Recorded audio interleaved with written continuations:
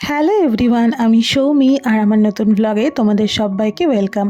আজ যাচ্ছি ব্যারাকপুর মানেই তো বিরিয়ানি, তো সেই বিরিয়ানি খেতেই চলে এসেছি দাদা বৌদিতে। দাদা বৌদির রুফটপটা এবারে এসেছিলাম, আর এই যে আমার সব বন্ধুদের সাথে এসেছি। আর আসার কারণ হচ্ছে ইনি আমার বন্ধু রূপী বা অয়ন্তিকা, ওরই জন্মদিন ছিল, সেই ট্রিট দেওয়ার জন্যই ও আমাদেরকে এনেছিল। আমরা আমাদের তরফ থেকে অল্প কিছু গিফট দিয়েছি। গিফটের মধ্যে ছিল একটা পার্স আর একটা ভ্যানিটি ব্যাগ, আর কালারগুলো কেমন হয়েছে অবশ্যই জানিও। আর ছিল আকাশের বউ সুচিস্মিতা, ওর বানানো একটা হ্যান্ডমেড চকলেট। এই হ্যান্ডমেড জিনিসগুলো কিন্তু ভীষণ স্পেশাল করে দেয় জন্মদিনগুলোকে। আর আমাদের মেনুতে আজকে ছিল রেশমি চিকেন কাবাব, যেটা খেতে অসাধারণ ছিল, আর ছিল মাটন বিরিয়ানি, আর সাইড ডিশ হিসেবে নিয়েছিলাম দেশি চিকেনের একটা আইটেম।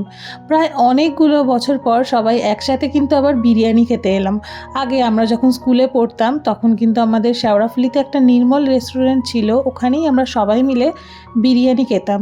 বেশ ভালো একটা দিন কাটালাম, সবাই হই হই করে আবার বাড়ি ফেরার পালা। আর বাড়ি ফেরার পথে উপরি পাওনা ছিল একটা আইসক্রিম। আমাদের বন্ধু হিমাদ্রি, ও কিন্তু আমাদের আইসক্রিম খাওয়ালো।